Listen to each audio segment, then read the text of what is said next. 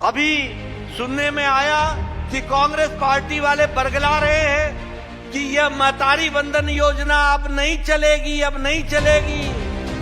मैं उनको यह जवाब देना चाहता हूं कि महतारी वंदन योजना तो चलती रहेगी, लेकिन छत्तीसगढ़ के सरकार के द्वारा जो अभियान चलाई जा रही है नक्सलवाद को हटाने के लिए, उस पर भी उन्होंने खूब तारीफ किया। जो भूपेश बघेल के साथी थे जिन्होंने भ्रष्टाचार किया था, जो है पैसा जो है नहीं मिलेगा, पैसा नहीं आएगा, अब साए साए हम होते थे, लेकिन अब जो है छत्तीसगढ़ के ग्रामीण क्षेत्रों के बच्चों का भी नाम इसमें जो है देखने को मिल सकता है।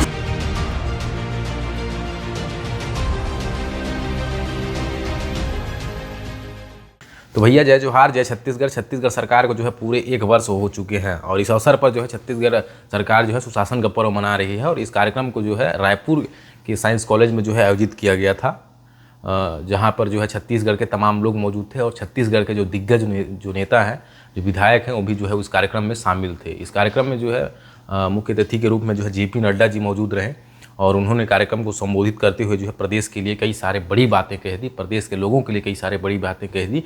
महतारी वंदन योजना हो गया, नक्सलवाद अभियान हो गया और PSC हो गया, इन सभी को चीज़ों को लेकर जो उन्होंने बड़ी बड़ी बातें कही हैं, जो वीडियो में जो है आपको आगे सुनने और देखने के लिए मिल जाएगा। पहले आपको मैं बता दूं कि छत्तीसगढ़ सरकार ने को जो है 1 वर्ष पूरे होने पर जो है JP नड्डा जी ने बधाई दिया।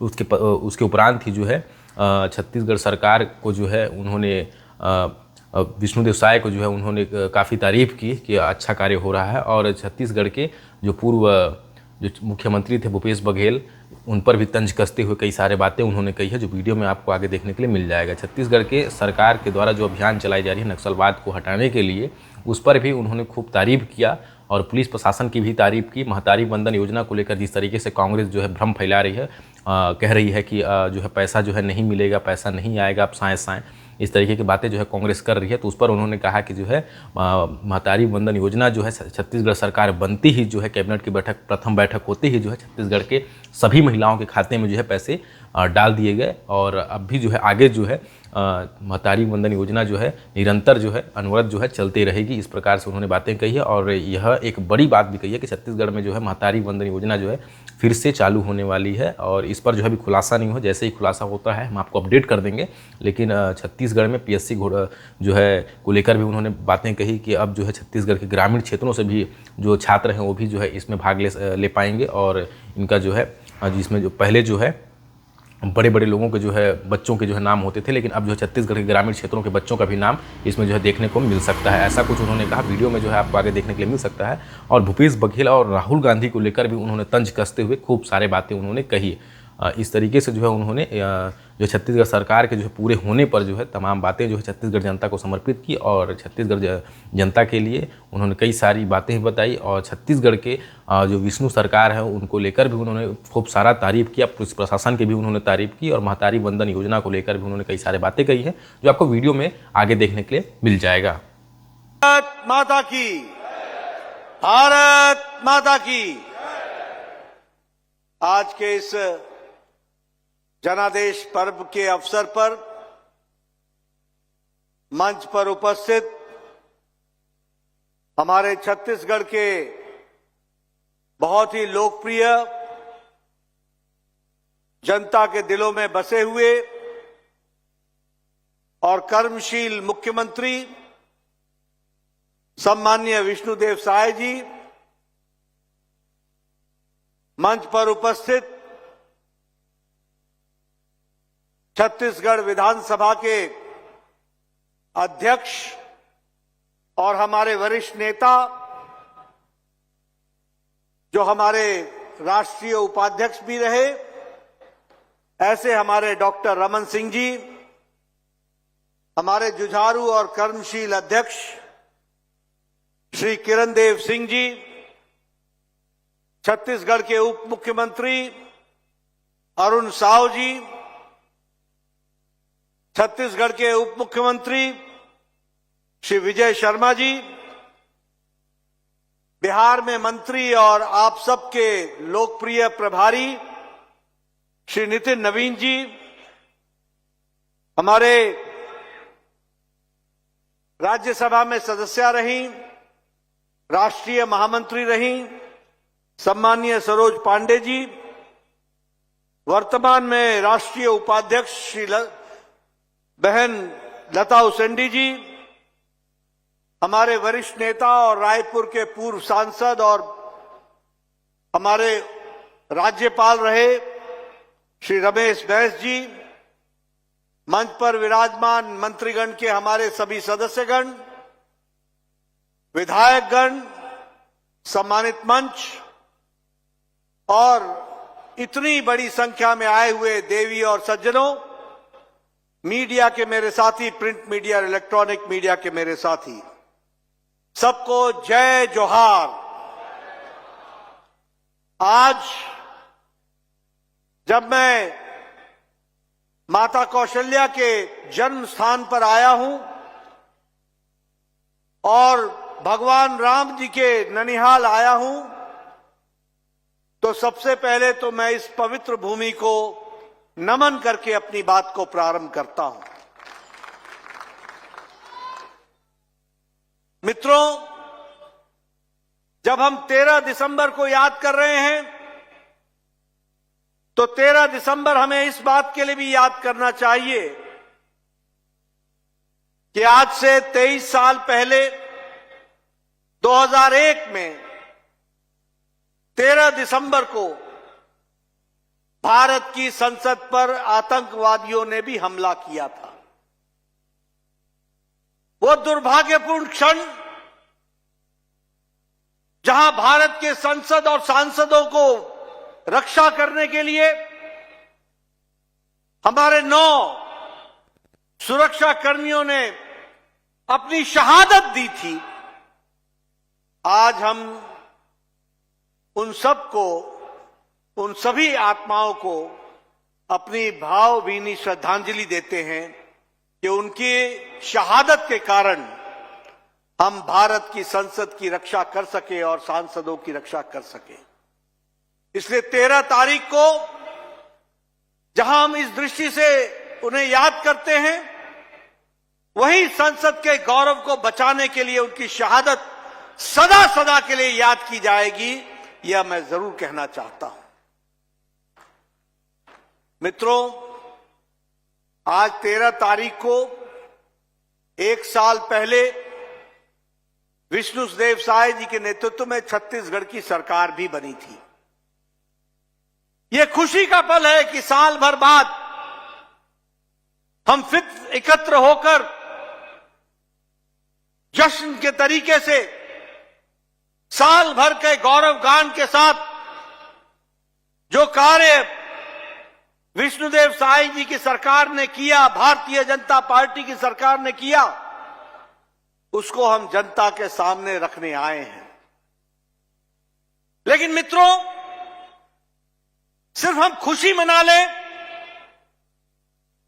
सिर्फ हम हर्षोल्लास के वातावरण में जो कहा था वो किया था उसका गुणगान कर लें, सिर्फ इससे काम नहीं चलता।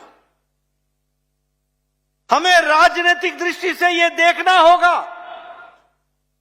कि आखिर आपने किन लोगों को, किस पार्टी को, किन नेताओं को आपने सत्ता में आकर के सेवा करने का मौका दिया है और उनके आने से क्या फर्क पड़ता है और उनके नहीं रहने से क्या फर्क पड़ता है, इसका मूल्यांकन करने का दिन भी है।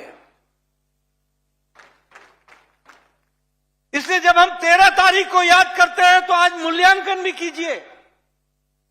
और मैं हमेशा कहता हूं, देखो, उजाले का मजा, प्रकाश का मजा तभी आता है जब अंधकार की त्रासदी तुम पहचानते हो। जब तक अंधकार नहीं जानोगे तब तक उजाले का मजा नहीं आएगा।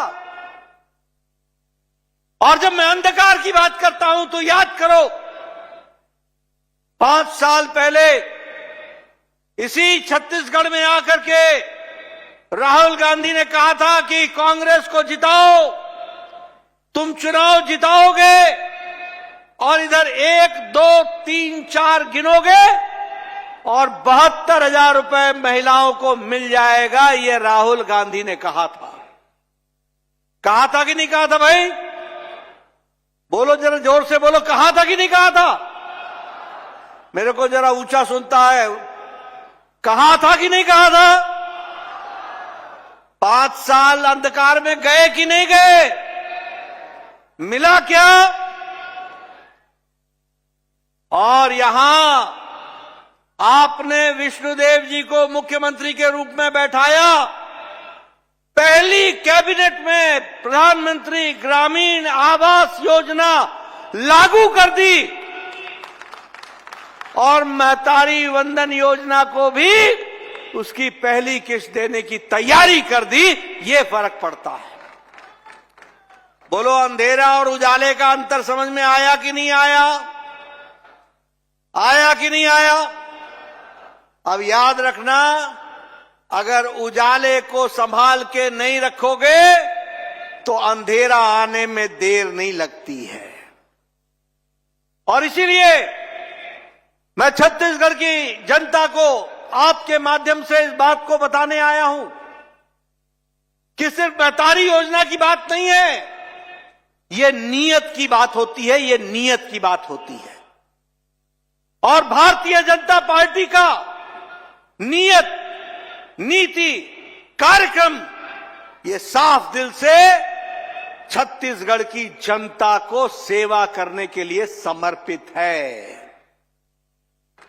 हम सत्ता में, हम सत्ता का जनता की सेवा के लिए उपयोग करने आए हैं और कांग्रेस पार्टी सत्ता का उपभोग करने के लिए आती है। यह अंतर हमको समझना चाहिए। हम उपयोग करते हैं, वो उपभोग करते हैं। हम जनता के लिए मर मिटते हैं, वो जनता को धोखा देकर के अपने घर भरते हैं। इसको हमको समझ लेना चाहिए। और जब तक ये अंतर हमको समझ में नहीं आएगा, और इसलिए मैं कई बार कहता हूं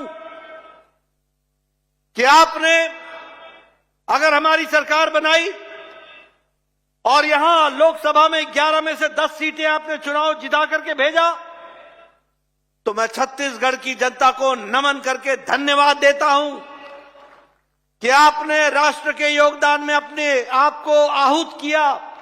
वही छत्तीसगढ़ को नई दृष्टि के साथ चलने के लिए आपने प्रेरित किया है। इसके लिए आपको मैं बहुत बहुत बधाई देना चाहता हूं। मित्रों, भूपेश की सरकार क्या थी? भूपेश बघेल की सरकार क्या थी?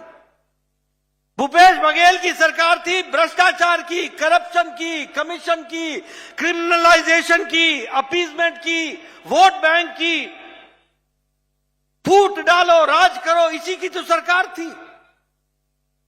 लेकिन मोदी जी ने नहीं सिर्फ छत्तीसगढ़ में बल्कि सारे देश में एक नई संस्कृति को इजाद किया, एक नई संस्कृति को प्रतिपादित किया। राजनीति के काम करने का रंग ढंग बदल डाला, राजनीति के काम करने का तौर तरीका बदल गया,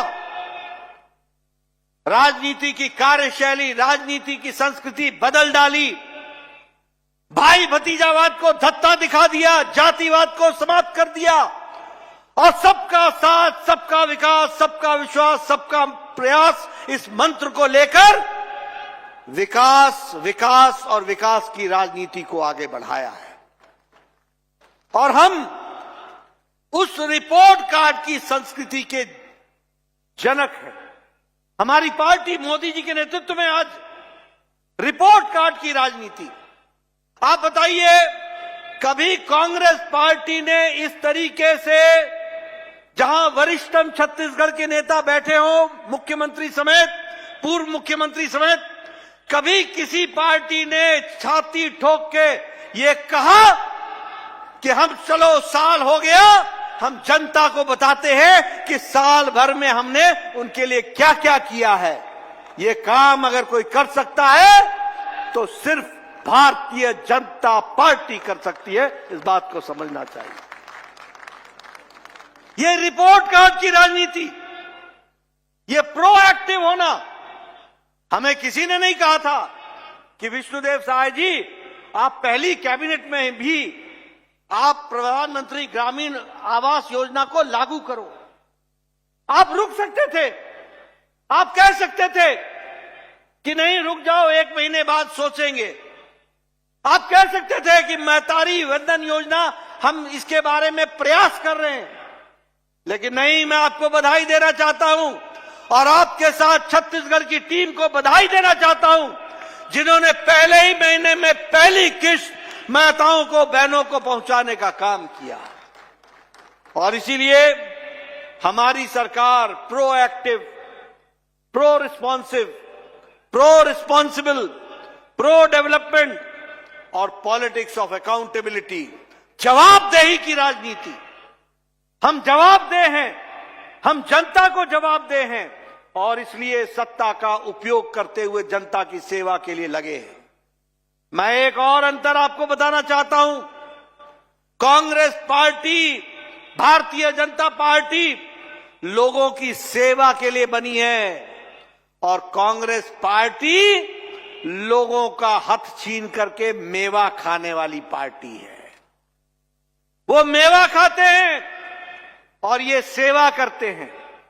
और इसलिए आपके माध्यम से मैं छत्तीसगढ़ की जनता को आह्वान करना चाहता हूं कि कांग्रेस पार्टी को आराम दो और यहां बैठे लोगों को काम दो, ताकि हम आपकी ज्यादा से ज्यादा सेवा कर सकें। हम गांव, गरीब, वंचित, पीड़ित, शोषित, दलित, युवा, किसान, इनके विकास और इनके सशक्तिकरण के लिए हम कटिबद्ध हैं।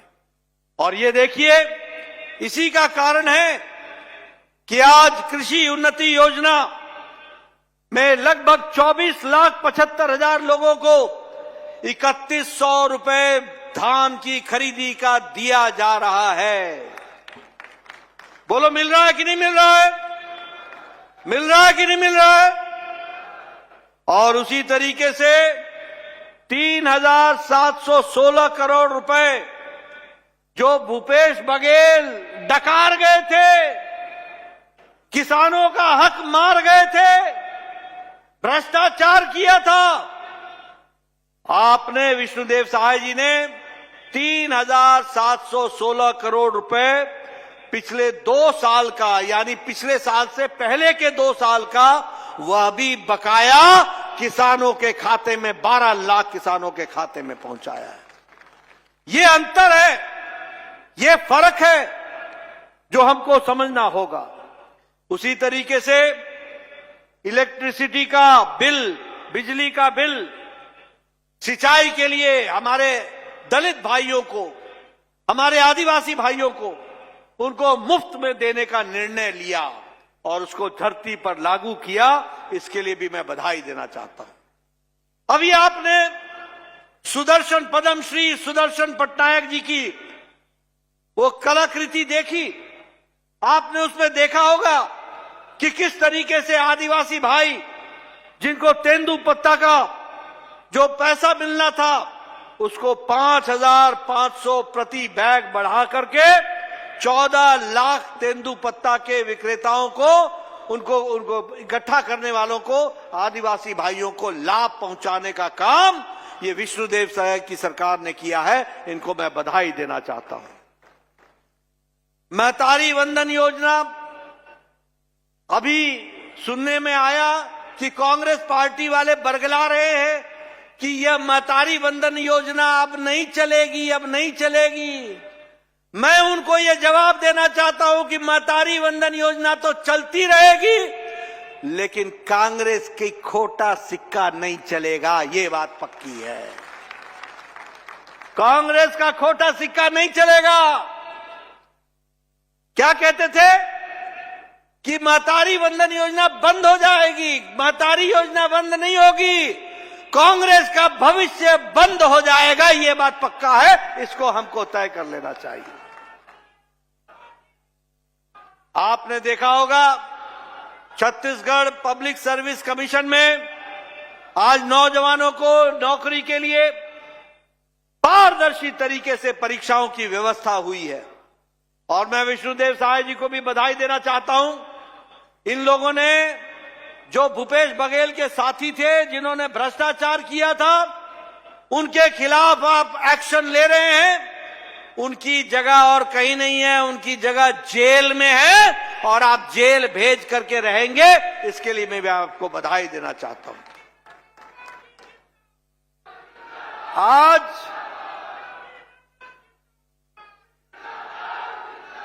आज 7,000 नई नौकरियों के लिए और उसमें से 5 साल का एज का रिलैक्सेशन दे करके नौकरियों का आवेदन मंगवाया जा रहा है। मैं युवाओं को इससे बड़ा भेंट मैं क्या मानूं। ये युवाओं की चिंता करने वाली सरकार है। उसी तरीके से गरीबों के लिए प्रधानमंत्री आवास योजना में जहां 2044 करोड़ रुपए इसमें रिलीज किए गए और लगभग 5 करोड़ 11 लाख बेनिफिशियरीज को इसका 5,11,000 लोगों को इसका फायदा मिला है। वहीं 14 लाख है ना, 14 लाख विष्णुदेव जी, 14 लाख या 18 लाख? 18 लाख लोगों को ग्रामीण में प्रधानमंत्री आवास योजना के लिए आपने उनको स्वीकृति दी है। इसके लिए भी आपको बधाई देना चाहता हूं। मैं यहां यह भी बताना चाहता हूं कि प्रधानमंत्री मोदी जी ने आयुष्मान वय वंदन योजना को लागू कर दिया 29 अक्टूबर को और मुझे खुशी है कि लगभग 50,000 कार्ड बन चुके हैं। और यहां बैठे सब लोगों के माध्यम से छत्तीसगढ़ की जनता को मैं बताना चाहता हूं, मोदी जी का अनुपम भेंट भारत के बुजुर्गों के लिए है। जो भी 70 साल से ऊपर की उम्र के हैं, किसी भी धर्म के, किसी भी मजहब के, किसी भी जाति के, किसी भी आमदनी के, किसी भी इलाके के, जिसकी उम्र 70 साल से ऊपर हो जाएगी उनको जिंदगी यानी जिंदगी के अंतिम सांस तक मोदी जी के तरफ से और विष्णुदेव साय जी की तरफ से 5 लाख रुपए सालाना गंभीर बीमारी से लड़ने के इलाज के लिए दिया जाता रहेगा। और आपसे मेरा निवेदन है, देश में 6 करोड़ बुजुर्गों को यह कार्ड बनना है। छत्तीसगढ़ में 50,000 कार्ड बन चुके हैं। मैं आपको बधाई देता हूं, लेकिन साथ ही मैं ये भी बोलना चाहता हूं, मेरे कार्यकर्ता साथियों, गांव-गांव में आवाज पहुंचाओ, कोई भी बुजुर्ग छूट ना जाए, आयुष्मान वंदन उसके घर पहुंच जाए, इसकी हमको चिंता करनी पड़ेगी। कोई नहीं छूटना चाहिए और ये योजना को भी हमको लागू करना है। मैं यहां का प्रभारी रहा हूं। रमन सिंह जी मुख्यमंत्री होते थे, मैं उनके साथ प्रभारी रहा, लगभग 6-7 साल प्रभारी रहा। 2 विधानसभा के चुनाव देखे, 2 लोकसभा के चुनाव देखे। मैं बस्तर गया, मैं दंतेवाड़ा गया, मैं विजयपुर गया, मैं नारायणपुर गया, मैं कोटा गया। मैंने ये सारे इलाके देखे हैं। लेकिन जब मैं जाया करता था तो डिप्टी कलेक्टर हमको बोलते थे, साहब सूरज ढलने लगा है, 4 बज चुके हैं, निकल जाइए वरना आपकी जिंदगी को खतरा है। आज मुझे खुशी है कि साल भर में नक्सलवाद को विष्णुदेव साय जी ने मुंह तोड़ जवाब दिया है और नक्सलवाद को समाप्त करने में अपना पूरा योगदान किया है। 1,500 से ज्यादा लोग या तो गिरफ्तार हो गए या सरेंडर हो गए। 222 लोग की जाने वो भगवान को प्यारे हो गए।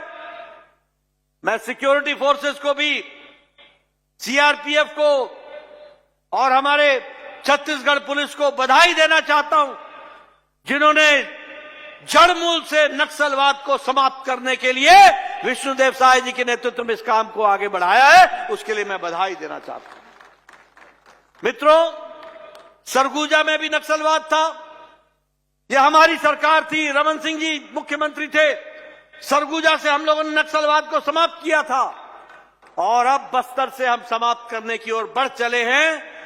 आगे इसको आगे बढ़ाना है। मैं फिर से आपको बधाई देना चाहता हूं कि आप इस काम को आगे बढ़ा रहे हैं।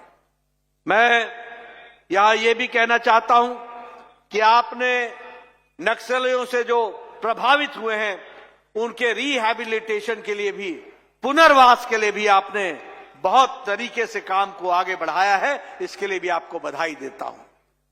ये डबल इंजन की सरकार, नीचे विष्णुदेव साय जी काम कर रहे हैं, ऊपर मोदी जी का आशीर्वाद है, इसको भी हमको ध्यान में रखना चाहिए। और ये डबल इंजन की सरकार है, इसलिए मोदी जी के नेतृत्व में भारत की आर्थिक शक्ति जो 10 साल पहले 11वें नंबर पर थी, आज वो 5वीं आर्थिक व्यवस्था बन गई है। और आपने 11 में से 10 एमपी चुनाव जिताकर भेजे हैं। याद रखना मेरी बात को, मोदी जी के नेतृत्व में अगले 5 साल के अंदर भारत तीसरे नंबर की अर्थव्यवस्था बन जाएगा। उसके लिए काम चल रहा है। मित्रों, हम यूपीआई में आगे हैं, डिजिटल इंडिया में आगे हैं। यूपीआई में 43% ट्रांजैक्शन दुनिया का भारत में हो रहा है। हम डिजिटल दुनिया में आगे बढ़ चुके हैं। 7 देशों में यूपीआई लागू हो गया है। और उसी तरीके से हमारा जो एक्सपोर्ट है वो 62 लाख करोड़ रुपए का हो गया है। और निवेश भी बढ़ा है। केमिकल में हमारा एक्सपोर्ट 106% बढ़ा है। दवाइयों में हमारा एक्सपोर्ट 128% बढ़ा है। यानी हम दुनिया की डिस्पेंसरी बन गए हैं। इसलिए मोदी जी के नेतृत्व में जहां देश आगे बढ़ रहा है, विष्णुदेव साय जी के नेतृत्व में छत्तीसगढ़ आगे बढ़ रहा है। और डबल इंजन की सरकार इसको आगे बढ़ा रही है। फिर चाहे आवास योजना हो, प्रधानमंत्री गरीब कल्याण अन्न योजना हो, छत्तीसगढ़ में 2 करोड़ लोगों को 5 किलो गेहूं या 5 किलो चावल दिया जा रहा है। भारत की अति गरीबी 1% से कम हो गई है। और भारत में 25 करोड़ लोग आज गरीबी की रेखा से बाहर निकल करके आ गए हैं। इस बात को भी हमको समझना होगा। मोदी जी ने आपका टैक्स का हिस्सा 5 गुना बढ़ा दिया है। मोदी जी ने छत्तीसगढ़ का ग्रांट इन एड 3.5 गुना बढ़ा दिया है। इसलिए डबल इंजन की सरकार का डबल फायदा आपको मिल रहा है। इस बात को भी हमको ध्यान में रखना होगा। विकास की दृष्टि से देखा जाए तो चाहे स्मार्ट शहर की बात हो, अटल नगर हो, बिलासपुर हो या रायपुर हो, लगभग 2000 करोड़ रुपए खर्च हुए हैं। रेलवेज में लगभग 9 गुना आपका बजट बढ़ा दिया गया है। और उसी तरीके से मैं ही स्वास्थ्य मंत्री पहले भी था और आज भी हूं। मुझे खुशी है ये बताते हुए कि छत्तीसगढ़ को 5 नए मेडिकल कॉलेज देने का काम डबल इंजन की मोदी सरकार ने किया है। फिर चाहे राजनांदगांव हो, सरगुजा हो, कोरबा हो, महासमुंद हो, कांकेर हो, सब जगह मेडिकल कॉलेज खोलने का काम भारत सरकार ने छत्तीसगढ़ के लिए किया है। उसी तरीके से अगर मैं आईआईटी भिलाई का कैंपस बताऊं तो उसका काम भी वो अभी समर्पित हो चुका है। राजनांदगांव में देश का सबसे बड़ा बैटरी एनर्जी स्टोरेज सिस्टम वो भी राजनांदगांव में बनकर के तैयार हो रहा है। नेशनल हाईवेज का 3000 किलोमीटर बनी है छत्तीसगढ़ में सड़क। इसलिए विकास, प्रधानमंत्री ग्रामीण सड़क योजनाओं में गांव-गांव सड़क पहुंचाया जा रहा है। और आपको तो बस्तर में और बिलासपुर में 2 नए एयरपोर्ट भी मिल गए। इसके लिए भी मैं आपको बधाई देना चाहता हूं। मित्रों, मैं यहां पर जहां आपके सामने विष्णुदेव साय जी की सरकार ने, भारतीय जनता पार्टी की सरकार ने मोदी जी के आशीर्वाद से जो कहा था वो किया है, जो नहीं कहा था वो भी करके दिया है। इसके लिए मैं बधाई देना चाहता हूं। लेकिन मैं यहां पर बड़े दुख के साथ बताना चाहता हूं कि एक तरफ तो देश मोदी जी के नेतृत्व में छलांग लगा करके आगे बढ़ रहा है। हम 11वें नंबर से 5वें नंबर पर आ गए, 5वें नंबर से हम तीसरे नंबर के लिए तैयार हो रहे हैं। लेकिन कांग्रेस पार्टी मोदी जी का विरोध करते करते देश का विरोध करने लगी है। बोलो, ऐसी पार्टी को आगे आने दोगे क्या? जरा जोर से बोलो, आने दोगे क्या? ये ऐसी पार्टी है जो परजीवी पार्टी है, जिसके साथ चिपकती है उसको भी सूखा कर देती है, उसकी भी छुट्टी कर देती है। ये ऐसी परजीवी पार्टी है। और देखो, मैं आपके सामने कुछ तथ्य, और मैं पत्रकार भाइयों को भी बताना चाहता हूं कि एक संस्था है OCCRP, organised criminal corruption reporting project. यह संस्था रिपोर्टिंग करके, झूठ फैला करके देश में अस्थिरता लाने का काम करती है। और ये जो जॉर्ज सोरोस है, जॉर्ज सोरोस, मैंने पार्लियामेंट में भी कहा कि सोरोस का और सोनिया गांधी का क्या संबंध है, ये देश को बताओ। देश को, भारत की आम जनता जानना चाहती है। ये सोरोस ऐसे OCCRP को फंड करता है, पैसा देता है, उसकी फंडिंग करता है। और आप देखो इसकी टाइमलाइन, ये रिपोर्टिंग करते हैं, पेगासस रिपोर्ट, ये 18 जुलाई 2021 को रिपोर्ट करते हैं और पार्लियामेंट का सेशन 19 जुलाई 2021 को लगता है। यानी जब जब पार्लियामेंट लगेगा तो देश में अस्थिरता लाने के लिए गलत खबर को चलाओ और यहां उसके भोपू के रूप में बोलने का काम leader of the opposition Rahul Gandhi करते हैं। बोलो, ये देश को अस्थिरता लाने का काम होता है कि नहीं होता है? पेगासस की झूठी रिपोर्ट आई थी कि नहीं आई थी? और उस पर पार्लियामेंट में नहीं चलने दिया था कि नहीं चलने दिया था? उसमें व्यवधान लाए थे कि नहीं लाए थे? उसी तरीके से BBC की डॉक्यूमेंट्री 2002 की गुजरात राइट पर, इसकी रिपोर्ट 17 जनवरी 2023 को आती है और 30 जनवरी को पार्लियामेंट लगती है और पार्लियामेंट में इस बात को उठाया जाता है। ये क्या संबंध है OCCRP, जॉर्ज सोरोस और राहुल गांधी और सोनिया गांधी का? यह भारत की जनता जानना चाहती है। आप देश में अस्थिरता लाना चाहते हो, आप देश को अस्थिर करना चाहते हो। ये भारत देश है, मोदी जी के नेतृत्व में तीव्र गति से आगे बढ़ रहा है, या कोई अस्थिरता की बात नहीं कर सकेगा। लेकिन आपका जो ये प्रयास चल रहा है, आप एक वैक्सीन रिपोर्ट लेकर के आए और ये वैक्सीन रिपोर्ट 10 मई 2024 को आई। और ये कब आई? जब लोकसभा का चुनाव हो रहा था। यानी, और जॉर्ज सोरोस क्या बोलता है कि मैं $1 बिलियन सिर्फ भारत में मोदी जी की सरकार न आए इसके लिए फंड करने वाला हूं। और ये कांग्रेस पार्टी के लोग जॉर्ज सोरोस की भाषा को भारत में बोल रहे हैं। बोलिए, ऐसे देशद्रोही जॉर्ज सोरोस जो देश के खिलाफ षड्यंत्र करता है, जो देश के खिलाफ षड्यंत्र को आगे बढ़ाता है, ऐसे लोगों को प्रश्रय देने वाला और इनको साथ खड़े होने वाले लोगों को आप आगे आने दोगे क्या? आने दोगे क्या? जरा जोर से बोलो, आने दोगे क्या? मित्रों, आज कांग्रेस पार्टी, जहां राष्ट्रीयता इंडियन नेशनल कांग्रेस कहलाती है, वह नेशन के इंटरेस्ट को ताक पर रख करके अपनी गद्दी पर बैठने की साजिशें रचती है। ये इंडियन नेशनल कांग्रेस का हाल हो गया है। और इसलिए मित्रों, मैं आपसे ये निवेदन करने आया हूं कि आप सब लोग सचेत रहिए।